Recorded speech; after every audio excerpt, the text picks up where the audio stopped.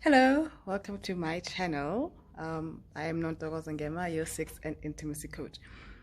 So, hey guys, I've got earrings today. Hey, Mina, me. Yes, this is me. I bathed most. Okay, I normally bath. Okay, wait. I normally bath. It's just that I don't dress. Yeah, get all dressed up. I just wear clothes and just to cover my body because, well, just it's locked down. Who does all these things? So yeah. Anyway, I didn't have a stand today, and now my arm was already tired, and I haven't even started talking. Ish. Anyway, so today I want us to talk about something quite sensitive. It got me thinking the other day about like the people that know me would know that I love shoving my finger in people's asses. Yeah, I love fingering people's bums because this is men, right, not women, because their prostate gland is there and it's their G spot, so it's for a great orgasm. But most men really don't like it. So if maybe you're interested in it, you just firstly you need to have short nails, right?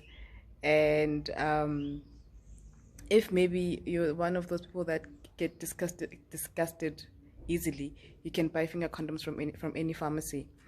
Here in South Africa, you can buy them from any Clicks or any Discam. Oh wow, I just made an advert. That's so great. I'm not even getting paid for it, but anyway, it's fine. I know I'm helping someone out there. My arm is tired. So yeah, so you need to have short nails, right? And then you can use the index finger or the middle finger. I prefer the middle finger because I don't know, probably because I think I have short hands or short fingers or something. But it's just up to here. You put it up to the first line. You put and if it's facing up, your finger is facing up, and just up to the first line, you will feel that soft bean thing. That, yeah, you will feel it. That's where it is. You just soothe it a bit, and he will. Sure, it's quite confusing for them, but yeah, it's a great experience. It feels great, especially if it's the first time. It's quite confusing for them. So I was thinking about that. That I love doing that. It's something that I love doing because of it gives pleasure to the guy. That's why I'm a pleasure giver. I love giving pleasure to people. Well, well, so since I am doing a series about sexual traumas, right? I'm just thinking this could be another trigger for a guy, because I mean you're sticking things up his ass, his anus, his bum hole, man. Ish. Let's not get technical. Yeah, I think you're sticking things up his bum hole, and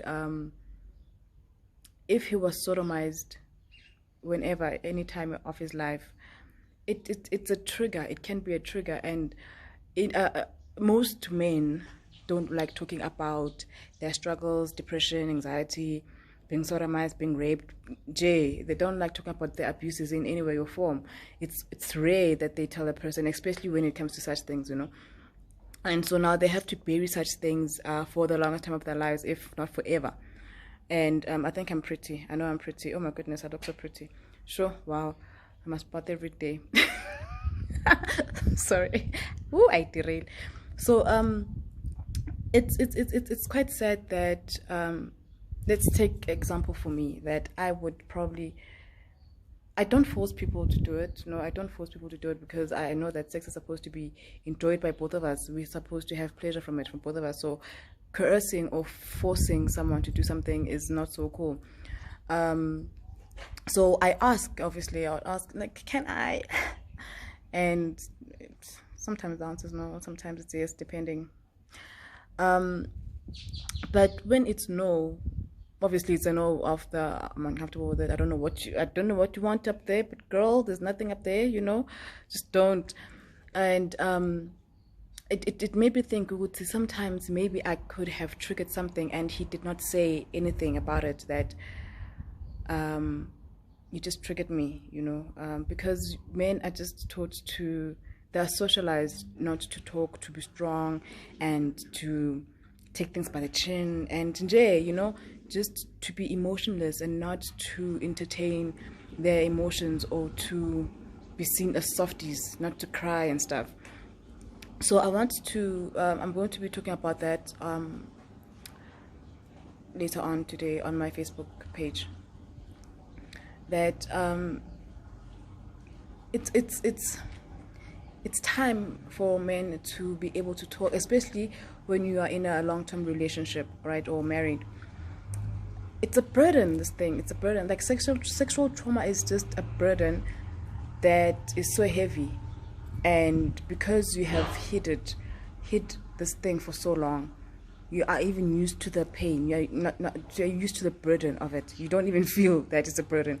But wait until you heal, then you'll realize that, oh wow, I am a bit lighter, So I do encourage men to talk to their spouses about their sexual traumas. You will not be seen as a failure. You will not be seen as a wimp. You will not be seen as a weakling, because even if it happened, because probably you might be thinking, hey, it didn't happen when I was a child, so that's understandable. It happened when I was a teenager or when I was a full-grown man, Still, it's still abuse. You are still violated. You will still not be seen as a weakling, because it happens to the best of them, people who think they're strong and mighty via brawn, but they still get violated somehow, They still get hit by women.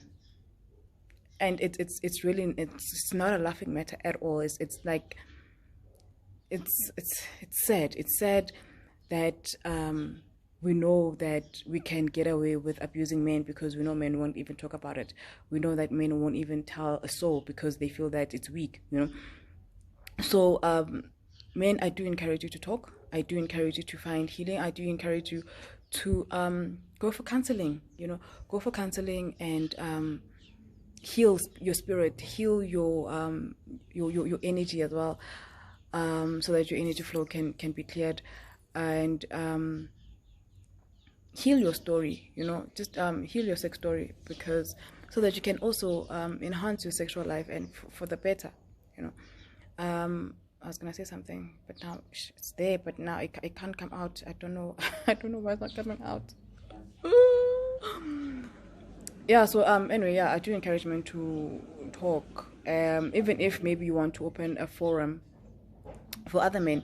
I think that would be great, where other men just come to that and you guys talk about your sexual traumas, and where you can even cry, But I urge you as well not to close your partners outside, so that you can have their support, so that you can have their understanding as well, even if they don't understand, because I don't think I would sympathize and empathize, but I don't think I would understand, obviously, what you went through, because I did not go through it, Well, I pick up energies and hurts and stuff, but I'm an empath.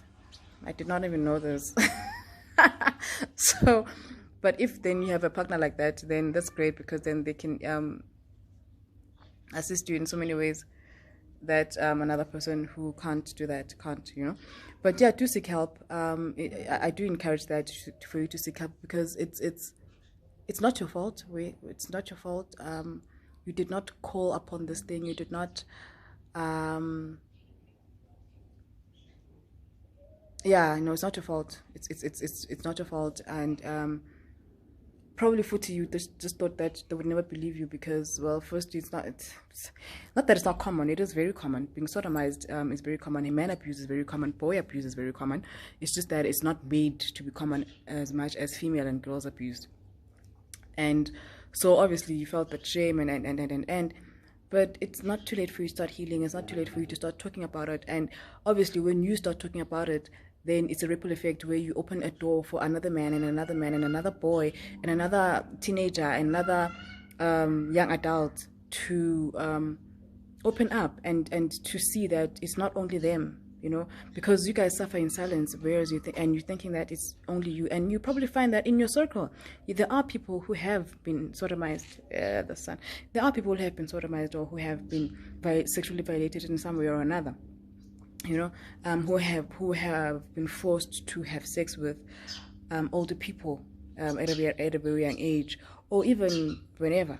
Even at work, probably you were forced to have sex because you wanted a promotion or because you feared that you will be fired, you know. So you were like, "Ugh, okay, fine, I will just sleep with you and I'm done with it." But you feel guilty about it now. You feel guilty and it's a burden for you, you know.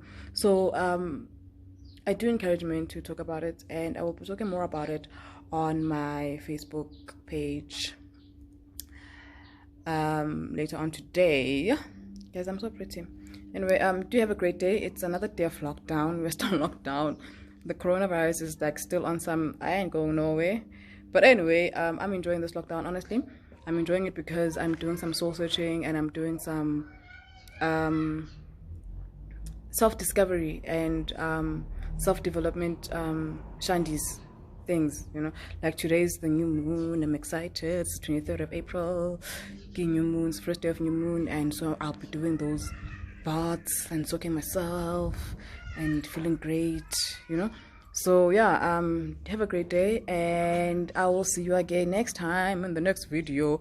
Do subscribe, do like, do comment, do share with others, especially this one, because this one, like, most people don't really talk about it, and it's ignored, and it just gets lost in the system, in the mainstream, you know. So yeah, no, man, all my love to you guys, all my love to you, all the men out there who are suffering, who have suffered for so long in silence. But I'm saying, which now is the time for you to heal. Bye bye.